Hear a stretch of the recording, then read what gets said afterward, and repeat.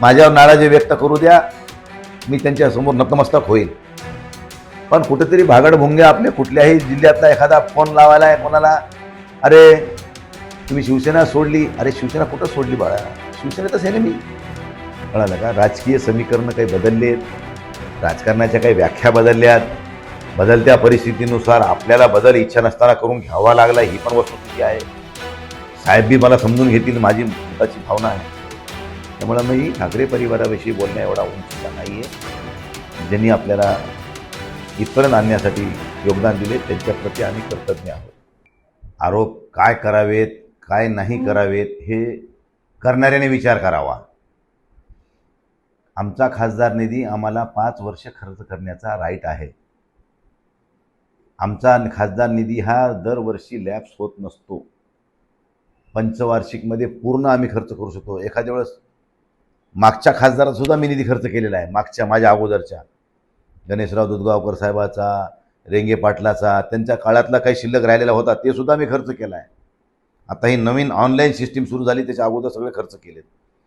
आणि 5 वर्षात आम्ही कधी खर्च करू शकतो असं काही नाही. आता जे काही त्यांनी कुठून माहिती गोळा केली आहे, कशा प्रकारे केली आहे ते त्यांनाच माहीत. आणि ते दाखवत आहेत ते सरळ चुकीचं दाखवत आहेत. मी तुम्हाला या ठिकाणी सांगतो की हे जे 25-26 आताचा जे निधी आला आहे किंवा 26-27चा हा निधी आला आहे 14/5/2026ला. किती? 14/5/2026ला. म्हणजे 15, 16 आणि 17, 18 तारखेला ह्या ठिकाणी विधान परिषदेची आचारसंहिता लागली आहे. म्हणजे ती कालपर्यंत आचारसंहिता आजपर्यंत होती. आता ह्या 5 कोटीचा 490चा विषय बाजूला ठेवा.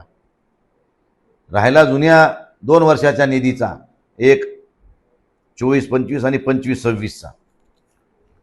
तर मी जवळजवळ 4,82,66,000 रुपये मी त्या कामाच्या प्रशासकीय मान्यता दिल्यात. आणि जवळजवळ 3,79,77,000चे खर्च झाला आहे. आता आम्ही पत्र देतो, जसं आले लोकांची रिक्वायरमेंट तशा आम्ही जिल्हाधिकारी कार्यालयाला आम्ही पत्र पाठवतो की बाबा हे माझ्या खासदार स्थानिक निधीमधून हे काम घेण्यात यावं. मग त्याची प्रोसेस असती. ते पत्र जिल्हाधिकाऱ्याच्या सहीनं प्लॅनिंग ऑफिसरकडे जातं, प्लॅनिंग ऑफिसरच्या सहीनं जिल्हाधिकाऱ्याकडे जातं आणि जिल्हाधिकारी साहेबची सही होऊन आल्यानंतर त्या एजन्सीला जाती. म्हणजे पंचायत समितीची एजन्सी असेल तर BDOकडे जाईल, जिल्हा परिषदची एजन्सी असेल तर जिल्हा परिषदला जाईल, PWD असेल तर PWDला जाईल, नगरपालिका असेल तर नगरपालिकेला जाईल, महापालिका असेल तर महापालिकेला जाईल. त्या स्थानिक स्वराज्य संस्थेमध्ये त्या सगळ्या जे काही आम्ही मागण्या केल्यात त्या एजन्सीचे पत्र हे त्या ठिकाणी जिल्हाधिकाऱ्याच्या सहीने जात असतात. त्यानंतर ती एजन्सी ही सगळी प्रक्रिया करताना त्या जागेवर जाऊन बघणे, त्याच्यानंतर इस्टिमेट तयार करणे, ते TS करणे, हे सगळं करून नंतर आपण वर्क ऑर्डरसाठी पाठवणे आणि ह्या सगळ्या पुन्हा प्रशासकीय मान्यतेकडे पाठवणे. प्रशासकीय मान्यता जिल्हाधिकाऱ्याकडून आल्यानंतर तो वर्क ऑर्डरला त्या एजन्सीकडे जाते आणि नंतर वर्क ऑर्डर होते. म्हणजे ह्याच्यामध्ये जवळजवळ 4-6 महिन्याचा टाईम. कोणी महिन्यात बी करते, काही चॅप्टर असतात म्हणण्यापेक्षा हुशार असतात ते महिन्यात बी करतात, कोणी 2 महिन्यात बी करतात. आता ग्रामीण भागामधला एखादा सरपंच असतो, नवीन झालेला असतो, त्याला त्यातले काही नॉलेज नसते. मग इथे बी अधिकारी लोक त्याला घुमवाघुमी करतात. मग बघू, आज बघू, उद्या बघू, त्याला वाटतं काय निघते का ह्याच्या जवळून. आता हे सगळे प्रकार आहेत, त्याचं सांगून बसण्याची गरज नाही. तर हे पहिल्या वर्षीचा माझा जवळजवळ 4,82,66,000 रुपयाच्या मी मान्यता दिल्यात 490 पैकी. म्हणजे उरले किती? 7 लाख रुपये. राहिला दुसरा आता 25-26चा. ह्याच्यामध्ये जवळजवळ मी 1,07,00,000 रुपयाच्या कामाला मान्यता दिल्यात. म्हणजे जवळजवळ आता 5 आणि 6 कोटी रुपयाच्या मान्यता आपण घरी धरा की दिलेल्या आहेत. राहिल्या 4 कोटीच्या, 5 कोटीच्या, हे जर आपण 4 कोटीच्या राहिल्या म्हणजे 5-6 कोटी झाले. आता 4 कोटी माझे राहिलेले असताना तुम्ही कोणत्या बेसवर दाखवालेत की 10 कोटी राहिले आणि 12 कोटी राहिले. अरे हे 5 कोटी तर काल आले तर आचारसंहिता लागली, आचारसंहिता आज उठली आहे. मग कसे खर्च करणारे पैसे? बरं कधी करायचे? आमच्याकडे बघा, इमर्जन्सीला आम्ही प्राधान्य देतो. एखाद्या गावातली व्यक्ती इमर्जन्सी, कोणाला स्मशानभूमीची अडचण आहे, कोणाला पाण्याची अडचण आहे, एखाद्याला सभामंडप ही गरजेनुसार आहे, असं म्हणजे त्याच्या प्रसंगानुसार. पण इमर्जन्सीमध्ये काही पैसे ठेवावे लागतात. त्या अनुषंगानं आपण ते पैसे खर्च करत असतो. आणि कोणत्याही खासदार हे पैसे काही घरी घेऊन जात नसतो. हे काही टक्केवारी घेऊन पैसे द्यायचे नसतात. हे गावामध्ये, ग्रामपंचायतला, नगरपालिकेत, वार्डामध्ये हे पैसे खर्च करायचे असतात. आणि त्या अनुषंगानं ह्या ठिकाणी आपल्या पक्षाचं काम करणाऱ्या पदाधिकारी, लोकप्रतिनिधी, ज्या आपल्या ग्रामपंचायती आहे, जिथं आपले नगरसेवक आहे, जिथं आपला पंचायत समिती मेंबर आहे, जिथं आपला जिल्हा परिषदेचा मेंबर आहे, कुठं बाजार समितीचे मेंबर आहेत, त्या लोकांनी, कुठं पदाधिकारी आहेत किंवा माझ्या गावात ही महत्त्वाची अडचण आहे, ज्या गावानं आम्हाला जास्तीत जास्त मतदान केलं आहे, अशा गावाला एखाद्या आम्हाला प्राधान्य द्यायचं हे आमचं कर्तव्य असतं. आणि ते करत असताना आम्ही स्टेप बाय स्टेप जसे जसे लोक येतील तसं आम्ही द्यायचा प्रयत्न करत असतो. आणि हा निधी लॅप्स होत नाही. मी ज्यांनी ज्यांनी हे आरोप करण्याचा प्रयत्न केला आहे त्यांच्या सगळ्या मी ज्ञानामध्ये थोडं भर टाकू इच्छितो की हा पैसा लॅप्स होत नाही. 5 वर्षाचा कार्यकाळ संपेपर्यंत आम्ही पूर्ण पैसे खर्च करू शकतो एवढे संसदीय कार्यप्रणालीमध्ये प्रोव्हिजन केलेलं आहे. त्यामुळे ह्याचा राईचा पर्वत करू नका. आणि ह्या 5 कोटीच्या निधीमध्ये माझ्याकडे जवळजवळ 1400 गावं आहेत आणि 14 शहरं आहेत, 22 लाख मतदान आहे आणि जवळजवळ माझ्याकडं 2200 बूथ होते. ह्या सगळ्या लोकांची पूर्तता करताना तुम्हीच ह्या निधीचं वाटप करा. मागणारे अनेक आहेत पण द्यायचोय क्वचित लोकांना. जया अंगी मोठेपणा तया यातना कठीण. आमचं कसं आहे, धरलं तर चावते आणि सोडलं तर पळते.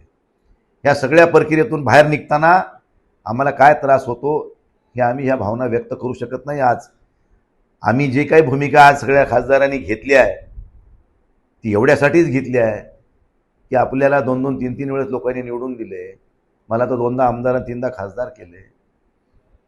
मी ह्या ठिकाणी लोकांच्या गरजा पूर्तता करू शकत नाही. लोकांचा एवढा रोष माझ्यावर आहे की तुम्हाला आम्ही 5दा निवडून दिले, तुम्ही काय केले आमच्यासाठी हे सांगा. आणि ह्या परिस्थितीत मी ह्या ठिकाणी ही भूमिका ह्याच्यासाठीच घेतली की हे सरकारमध्ये बसलेले लोक, त्यांची भावना अशी होती की साहेब तुम्ही आमच्यासोबत या, तुमच्या गावातल्या, तुमच्या मतदारसंघातल्या सर्वांगीण विकासासाठी निधीची पूर्तता, राज्य सरकारचा निधी असो का केंद्र सरकारचा असो, तुम्हाला आम्ही त्या ठिकाणी देऊ आणि चांगल्या प्रकारे तुमची जी काही बॅकलॉग आहे ते भरून काढण्याची जबाबदारी आम्ही स्वीकारू. याच कारणासाठी आम्ही सगळ्यांनी ह्या ठिकाणी हे पुढाकार घेतला आहे. ही वस्तुस्थिती आहे. आता शेवटी कोणाला काय वाटते, कोणाला काय म्हणायचं आहे ते त्या कोणाच्या तोंडाला हात लावू शकत नाही आपण. पण आमचं मन काय म्हणते, आमचं मन स्वच्छ. अरे मन चंगा तो कटवट में गंगा, नियत में खतरा झोली में फतरा. मी मतदारसंघात फिरत असताना माझ्या मतदारसंघातल्या लोकांनी माझ्यावर नाराजी व्यक्त करू द्या, मी त्यांच्यासमोर नतमस्तक होईल. पण कुठेतरी भागडभुंगे आपले कुठल्याही जिल्ह्यातला एखादा फोन लावायला आहे कोणाला, अरे तुम्ही शिवसेना सोडली. अरे शिवसेना कुठं सोडली बाळा, शिवसेनेतच आहे ना मी. ज्या वंदनीय शिवसेना प्रमुख बाळासाहेब ठाकरेंनी ही शिवसेना स्थापन केली, ज्या शिवसेनेला राजकीय पक्ष म्हणून परभणी जिल्ह्यानं मान्यता दिली, 1989ची पहिली लोकसभेची निवडणूक धनुष्यबाणाच्या चिन्हावर कैलासवासी अशोकराव देशमुखांच्या रूपानं पहिला खासदार शिवसेनेला परभणी जिल्ह्यानं दिला आणि त्यानंतर शिवसेनेला राजकीय पक्ष म्हणून मान्यता मिळाली आणि धनुष्यबाण हे चिन्ह मिळालं. तेव्हापासून आजपर्यंत परभणी जिल्ह्यानं बाण सोडला नाही. अपवाद 24चा.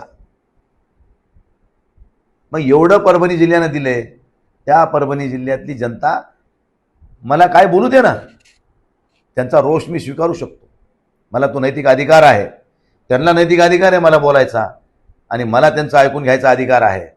पण बाहेरच्या लोकांनी माझ्या जिल्ह्यातल्या राजकारणातली माहिती नसताना विनाकारणच कोणाला टार्गेट करावं अशा उद्देशाची भाषा वापरू नये. शेवटी ज्याचं त्यालाच कळते, आमच्या काय यातना आहेत आम्हालाच माहीत. त्यामुळे आता मी ह्या विषयावर जास्त भाष्य करत नाही. निधीच्या बाबतीतला मी पुरेपूर खुलासा केला आहे आणि ज्या ज्या चॅनलनी काही चुकीच्या ह्या बातमी दाखवल्यात त्यानं परभणी जिल्हाधिकारी कार्यालयाशी संपर्क साधावा. ऑथोराईज तिथून तुम्ही माझ्या खर्चाची माहिती घ्या आणि तुम्ही जाहीर लावा. तुम्ही म्हणताल ते मी स्वीकारायला तयार आहे. ती माहिती आली कुठून असं वाटतं तुम्हाला? ते केंद्र सरकारचं साक्षी पोर्टल आहे मला वाटतं आणि त्या पोर्टलवर बरीचशी थोडी माहिती असते, उत्तमभूत नसती, काही कमी जास्त माहिती होत असते. त्यामुळे त्यांच्याकडे ती माहिती अपुरी असावी, त्यांच्या ज्ञानात थोडी भर व्हावा म्हणून मी म्हणतो की परभणी जिल्हाधिकारी ऑफिसमध्ये आमचे DPO आहेत, त्या DPO कडून, जिल्हाधिकाऱ्याकडून ऑथोराईज माहिती घ्या. मी सांगतोय हे तुम्ही खोटं समजा, पण तुम्ही स्वतः ऑथोराईज माहिती घ्या आणि मग सांगा. बरं, आम्ही खर्च केलाय, आज केलाय, उद्या करू. खर्च तर आम्हाला करायचा राईट आहे आणि आमचा पैसा लॅप्स होणारा नाहीये. त्यामुळे आज नाही केला, उद्या करू. उद्या नाही केला, परवा करू. पण तुमच्या पोटात एवढं पोटसूळ उठायचं काय कारण आहे? 14 कोटीचा जो विषय आहे तेवढा निधीच नाहीये ना. तेवढा निधीच नाहीये. 3 वर्षाचा निधी, पहिल्या वर्षीचे 490, दुसऱ्या वर्षीचे 490, तिसऱ्या वर्षीचे 490. तिसऱ्या वर्षीचे 490 आले 14/5/2026 आणि 18/5/26 आचारसंहिता लागली आहे. म्हणजे केवळ 3 दिवसात आचारसंहिता लागली आहे. त्यामुळे हे 5 कोटी खर्च करायचा विषय येतच नाही, कारण आचारसंहिता काल संपली आहे. आता राहिला जुन्या 10 कोटीचा 490चा. त्यापैकी जवळजवळ मी 6 कोटी रुपये खर्च केलेत. उरले 4 कोटी रुपये खर्च करीन ना मी. तुम्हाला का त्याचा त्रास व्हायला? मला हेच नाही कळालं. याच्या व्यतिरिक्त दुसरा काही निधी आला नाही तुम्ही मागे या 10 वर्षात? माझ्याकडं सांगायला तुम्ही 22,000 लोकसंख्या सांगायला एवढाच निधी आला मला केंद्र सरकारकडून. मी गडकरी साहेबांचे या ठिकाणी आभार मानतो की आदरणीय गडकरी साहेबांनी मला या ठिकाणी गेल्या वर्षी आपला त्रिधारा ते मिरखेल जाणाऱ्या रस्त्यासाठी 20 कोटी रुपयाचा निधी दिला. मागे 10 वर्षात फक्त तेवढंच झालं. प्रधानमंत्री ग्राम सडक योजनेमध्ये माझ्या मतदारसंघामध्ये काही निधी आला. त्यामध्ये मी काही गावाचे रस्ते प्रस्तावित केलेले आहेत आणि ते रस्त्याचे कामं चालू आहेत. ह्याच्यापेक्षा मला राज्य सरकारचा काही भेटला नाही. मला कालच्या DPTC मध्ये 400 कोटीची DPTC होती. कुठलीही स्थानिक स्वराज्य संस्था अस्तित्वात नव्हती, तरी मला केवळ 400 पैकी 3 कोटी रुपये मिळालेत. किती? 400 पैकी 3 कोटी. 4 आमदारांमध्ये आणि 1 खासदार. मग बाकीचे कोणी खर्च केले? सरकारने खर्च केले, सत्ताधाऱ्या लोकांनी खर्च केले. आम्हाला काय? ही तुम्ही वस्तुस्थिती जाणून घ्या. मी सांगतोय खोटं समजून चला, पण वस्तुस्थिती जाणून घ्या. ही अडचणीचा विषय आहे. ज्याचं जळते त्यालाच कळते. धन्यवाद. उद्धव ठाकरे वेलकम. शिवसेनेचे नेते आहेत, पक्षप्रमुख आहेत. ते शिवसेनेत येत, आपल्या प्रभावती नगरीमध्ये येत असेल तर त्यांचं आपण स्वागत करू. शेवटी ते एका पक्षाचे मुख्य असल्यामुळं त्यांची विचारधारा तिथं अस्तित्वात ठेवण्यासाठी, त्यांच्या लोकांना प्रोत्साहन देण्यासाठी, पाठबळ देण्यासाठी ती येणं साहजिक आहे. त्याच्याविषयी माझ्या काही मनात नाराजी असायचं कारण नाही. ठाकरे परिवाराविषयी नाराजी हा विषयच नाही होऊ शकत. कळालं का? राजकीय समीकरणं काही बदललेत, राजकारणाच्या काही व्याख्या बदलल्यात. बदलत्या परिस्थितीनुसार आपल्याला बदल इच्छा नसताना करून घ्यावा लागला, ही पण वस्तुस्थिती आहे. साहेब बी मला समजून घेतील, माझी स्वतःची भावना आहे. त्यामुळं मी ठाकरे परिवाराविषयी बोलण्या एवढा उंचीचा नाही आहे. ज्यांनी आपल्याला इथपर्यंत आणण्यासाठी योगदान दिले त्यांच्याप्रती आम्ही कृतज्ञ आहोत.